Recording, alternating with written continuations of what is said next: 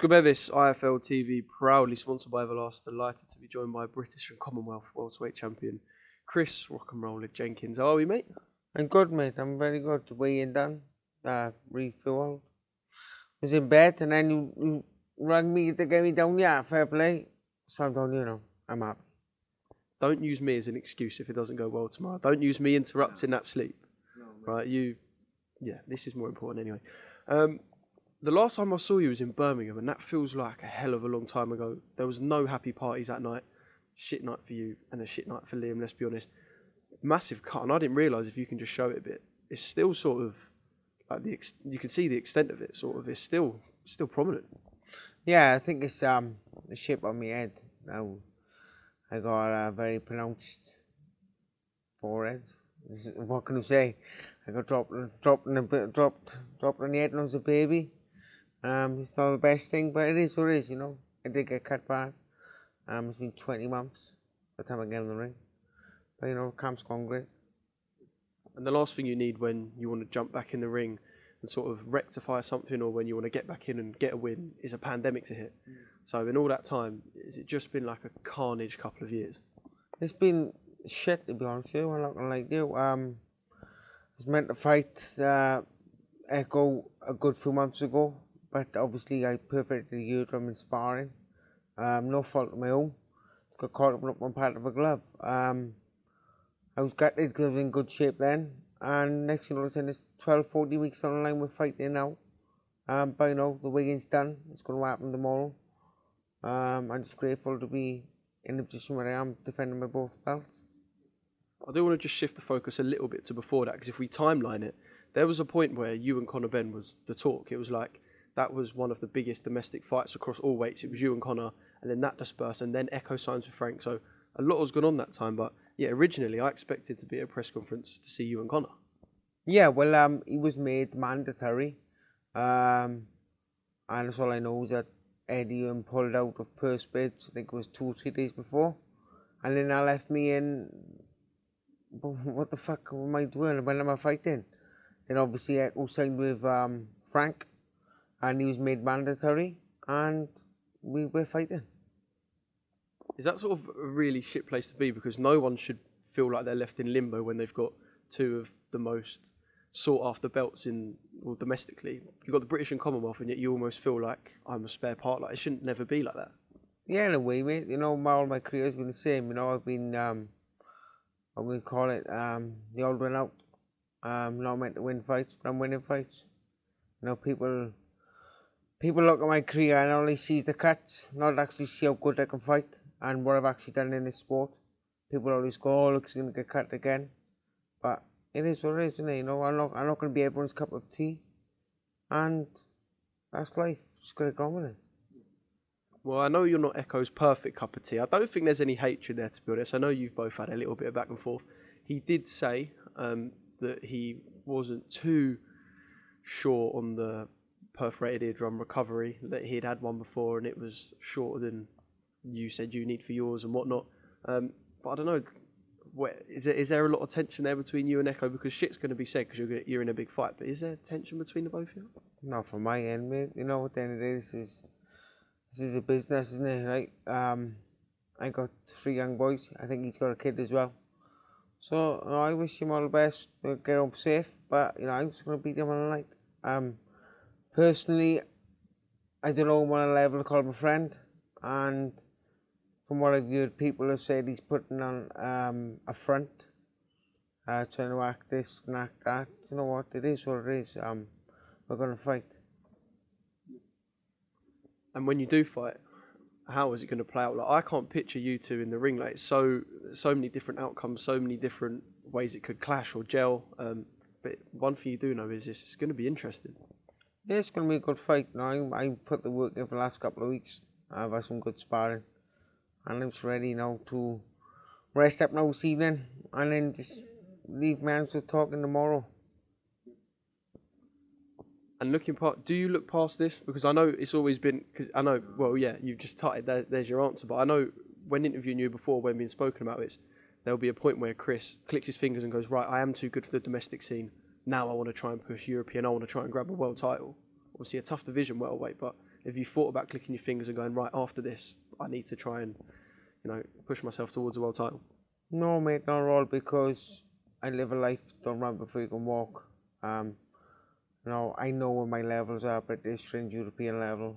I'm not going to be a world champion, but if you get offered an opportunity for it, it'd be daft not to take it. So, the minute now, just concentrate on what I got to do tomorrow, and then afterwards, then we sit down with the team and see what's next. So that means you still have your eye on all the domestic guys that, are about, because since you last fought, obviously Conor Benn's got his sort of more of a stardom status. Michael McKinson's had his night in Gibraltar, and while these people are getting their nights, you're sort of sitting on your ass on the sofa. So you're still keeping an eye on these guys even now. Yeah, I was watching it. I was watching the boxing every weekend. I was doing like that my year drumming. I couldn't watch boxing for a good 2, 3, 4 weeks. But we're all in our own little paths in life, and in the boxing game as well. And this is my path, and I just concentrate on my own path. And if I pass anyone or we get matched up with anyone, I'm confident I can beat most of the lads in the UK. And does it mean that this fight, does it mean that this fight will mean a lot more to you because of that? Most definitely. I think it's been 20 months of inactivity. Now 20 months in, I got no issue in working because I'm self-employed anyway. I work anyway. But at one point, almost picking and choosing what I had to do.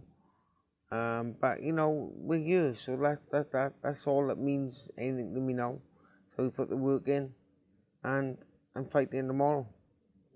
I sort of sense here you sound like perhaps you might have had a choice where you could have potentially knocked the sport on the head, as mad as that sounds. Is that true? Yeah, in a way, it was. Was it going to pay off me travelling back and forth to the gym 3-4 day week? And, people don't see it, but I don't moan about it, just get on with it. But, I just worked hard, that's all I've done. And just dug in, I had a good support net to grow me from Gary, Brett, obviously the wife as well, my manager, Mark Pryor, they've all been supportive and keep me head above water. And, I don't live a materialistic lifestyle. I just live one day after the other. So I'm just ready now to fight and showcase how good I am, so people start talking about me in the way that I think I deserve to be talking about, not talking, spoken about. Show me some respect, like. Well, you talk about this materialistic lifestyle that you don't live. You get fighters who live it, and perhaps they're the ones that are spoken about. Is that why, these people who are flashy, they're in front of the camera, they're chasing the media, they want to be the one in front of the lens? And if you're not like that, I suppose, is that the reasoning why you might not be on the lips as you should be as British and Commonwealth champion?